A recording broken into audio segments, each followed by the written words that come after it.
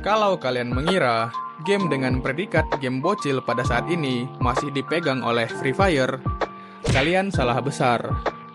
Free Fire memang banyak dimainkan para bocil saat game bertema Battle Royale sedang hype-hypenya. Apalagi, game ini pernah masuk top game yang paling banyak ditonton di YouTube pada tahun 2019. Is apparently huge. Jesus Christ. What is this game? Gerana Free Fire had 30 billion views. What? Tapi kali ini aku nggak bahas tentang Free Fire, melainkan aku akan membahas game yang satu ini. Squad wiped out. Enemy hit.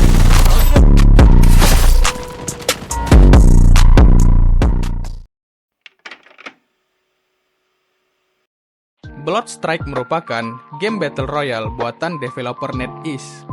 Sebelumnya, NetEase sudah banyak merilis game-game bertema Battle Royale seperti Cyber Hunter, Knives Out, dan Rules of Survival, meskipun yang satu ini udah dead game.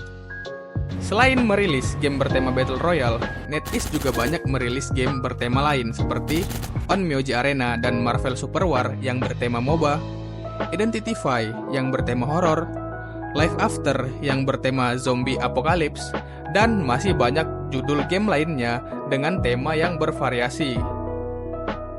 Tapi dengan banyaknya judul game yang dirilis, tidak membuat NetEase mendapat banyak player aktif pada game-gamenya. Biasanya, game buatan NetEase ini cuma rame di awal-awal perilisan doang. Setelah itu, gamenya pun mulai banyak ditinggalkan. Game dengan hype tinggi seperti Marvel Super War juga tidak mampu mempertahankan para playernya untuk tetap aktif bermain.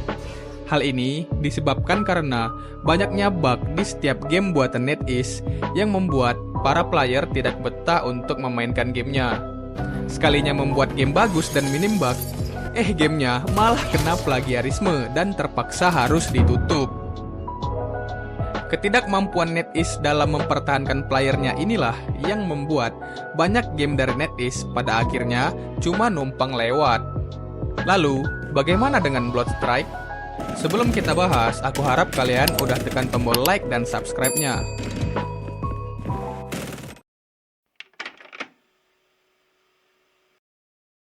Bloodstrike dirilis secara global pada 21 Maret kemarin, bersamaan dengan rilisnya Call of Duty Warzone Mobile.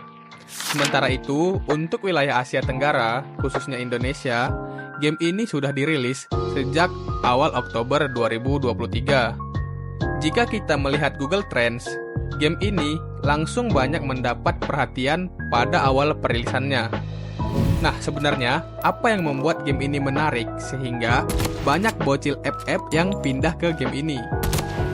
Seperti yang kita tahu, banyak bocil yang memainkan game API gratis karena untuk memainkan game ini tidak membutuhkan HP dengan spesifikasi yang tinggi. Nah, itulah yang dilakukan oleh NetEase pada game Bloodstrike ini. Kalau kita lihat, game Battle Royale pada umumnya seperti PUBG Mobile atau COD Mobile, game-game tersebut membutuhkan spesifikasi HP yang cukup tinggi agar bisa memainkan gamenya dengan lancar. Lalu, apa hubungannya dengan Free Fire? Secara mekanisme, Free Fire ini berbeda dengan game Battle Royale pada umumnya. Bedanya di mana, Bang? Nah, kalau kita lihat, mekanik kontrol dari game API gratis ini sangat jauh berbeda dari PUBG Mobile ataupun COD Mobile.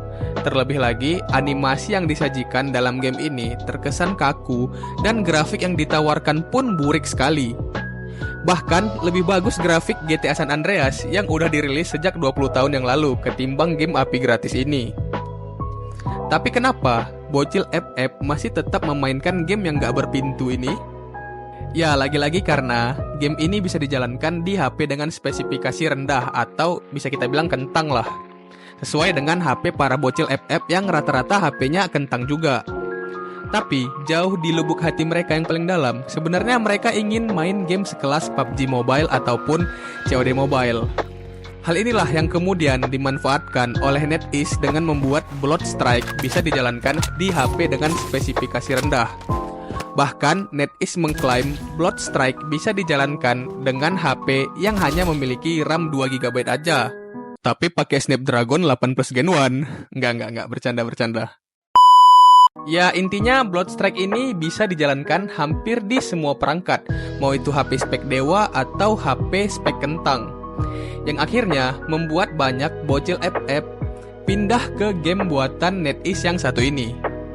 Ditambah lagi, game ini juga tersedia untuk platform Windows yang membuat jangkauan player Bloodstrike ini bisa semakin banyak. Bloodstrike juga menawarkan gameplay yang dinamis serta menambahkan beberapa fitur menarik yang membuatnya berbeda dari game Battle Royale lainnya. Seperti fitur skill khusus pada tiap karakter dan fitur parasut yang bisa digunakan kembali ketika jatuh dari ketinggian.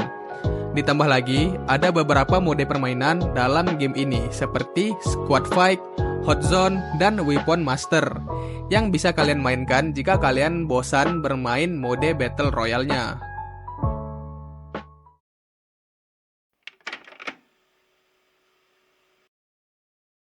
Terus, kayak mana aku bisa tahu banyak bocil FF yang pindah ke game ini? Ya, sebenarnya karena aku lihat langsung. Jadi, di depan rumahku itu ada kayak wifi gratis gitu, dan banyak bocil-bocil yang numpang wifi di situ. Dan biasanya aku lihat mereka itu main Free Fire. Tapi udah lama nih aku nggak lihat mereka main Free Fire, dan aku tanya mereka main apa, dan mereka bilang mereka main game Bloodstrike. Kata mereka game FF udah burik dan udah nggak zaman lagi. Nah, bagaimana menurut kalian? Apakah Bloodstrike bisa menjadi game yang berkesan atau cuma numpang lewat doang kayak pendahulunya? Ya, aku harap game ini umurnya bisa panjang lah ya. Karena kalau dibandingkan Warzone Mobile yang rilisnya samaan sama Bloodstrike ini, aku lebih milih Bloodstrike ini sih. Warzone Mobile mah game apaan? Di HP ku aja nggak bisa gitu. So, terima kasih bagi yang telah menonton video ini sampai habis, dan jangan lupa subscribe. Peace out.